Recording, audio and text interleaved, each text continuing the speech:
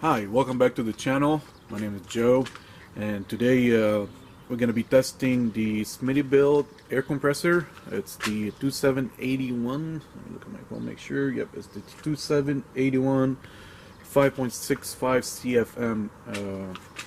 I just bought that a couple weeks ago. I've tested it once so far, and I was like, yeah, let me show you guys how long it takes to inflate this tire to 28, 29 psi. That's what I normally run on the tire on the streets.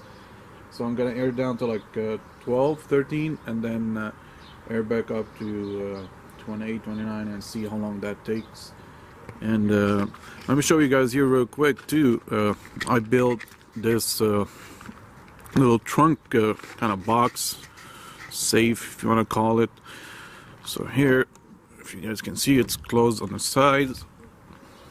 So what I did, I bought some plywood, and I got some outdoor carpets. It looks almost matches the almost 100% like the Jeep carpets. So here, you guys can see, I just build walls, one here, one there, and one on the top. And you just gotta get the measurements right. From back there, it's tucked right.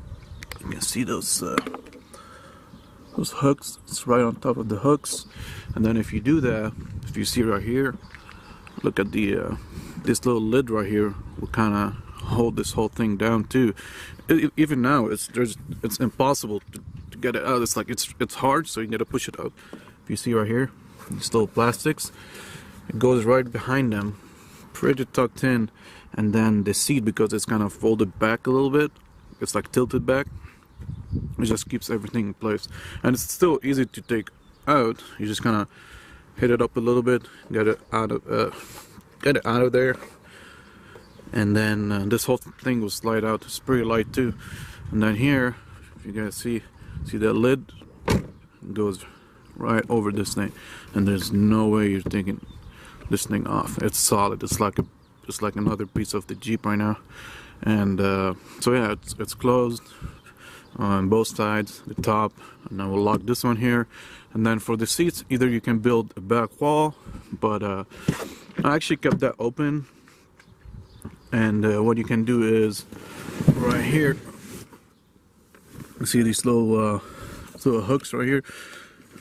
You can tie one from there to the first one, or to this one, like a little strap, or just tie it down so nobody can fold the seats and steal your tools. And that's the air compressor. Yes, let me just take it out and I'll show it to you guys. Alright, so that's what you're gonna get. You're gonna get this little bag. It's kind of nice, fits everything in there. And actually this compressor is bigger than I thought. It looks pretty solid. Comes with this hose. And fittings, they all good, pretty good. You got a quick disconnects, and you got your gauge and the compressor itself. So these connect these to the batteries, and you got here your on and off. Now this one here is the breaker, sticker breaker. So yeah, let me connect this to the battery and then air down one of my tires, that front tire right there, and we'll see how long it takes. And let me show you guys this little kit. I bought this from off Amazon. Doesn't come with this one. This one I bought it a different time. So I just have two different gauges. This one here, if you want to just we can test the check how many psi's you have in the tires. But then you can, this one you need to reset, and you can deflate the tire with this one, but it's gonna take so long. So with this kit, you're gonna get this one here. This is a quick air deflator. It's really good, really fast, and then comes with this kit, some extra stuff you might need. So yeah, this one comes with like 4 chrome, what is it called? The caps, and then some valve stamps. So in case you lose one or you need to replace one on the trail, comes with extra, and you got that tool for it. So let me show you guys how to use this in case you don't know. Alright, so let's remove the cap real quick. And then all you have to do here, you got this piece right here. This one screws. If you twist this one here, just let's see, get my hand out of the way. So this piece here will screw into your valve. So it goes. So first, see this one, this piece, push this one out, all the way out, because this one is to remove your valve stem. So first, we need to get this in. And then, see how I'm twisting it from here? So, just make sure it's tight all the way.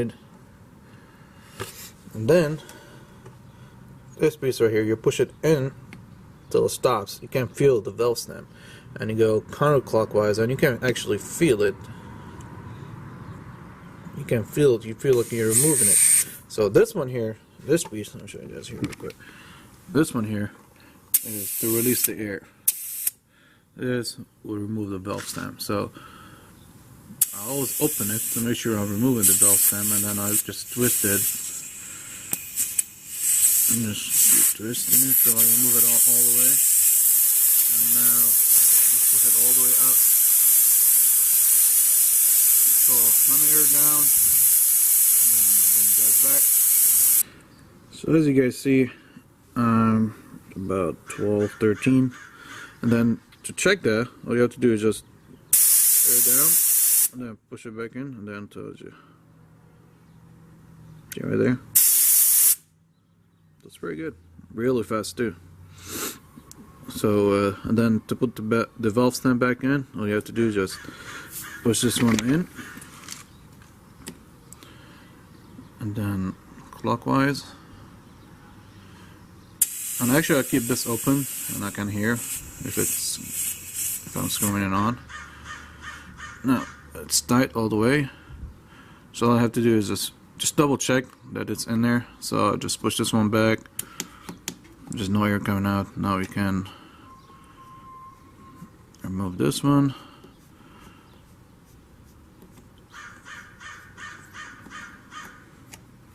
That's it. Now let's see how long it's going to take to inflate it back up to 28 psi from 12. Alright guys, let's set the timer. Set my phone real quick. Alright, so I have the timer going, and I'm just gonna start.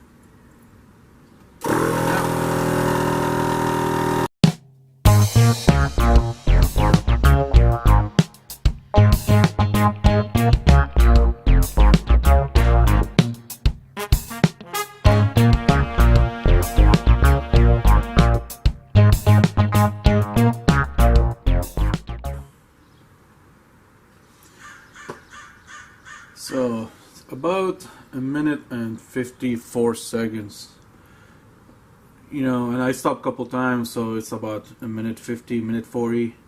I don't really trust this gauge. Let me check the with the other one real quick. Let's see. Let me grab this one.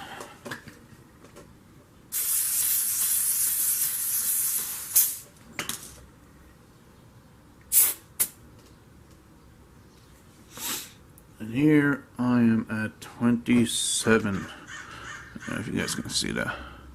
27, 28. So that's actually where I want to be. Yep. So as you guys saw, it's about a minute and 40, 50 seconds, a little less than 2 minutes to go from 13 to 27, 28. So that's pretty good. That's fast enough for me. So yeah, I'll keep you guys updated for long term. Should be good. A lot of good reviews on it. A lot of people have them for years, and they said they're holding up pretty well. But yeah, so this little hose sure wraps around your whole vehicle, so it's long enough. The gauge that comes with it, I don't really trust it much. I don't think it's very accurate. But yeah, for the price, it was like 170 bucks. I got a good deal on it for like 120 or 130 off Amazon. So it's pretty good, especially now with the JLs. You don't have a lot of room to mount them.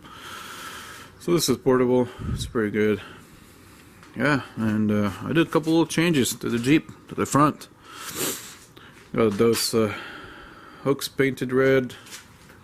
This little thing here used to be yellow, painted black. Looks better black. And I got the grill inserts. Those come in a little glossy.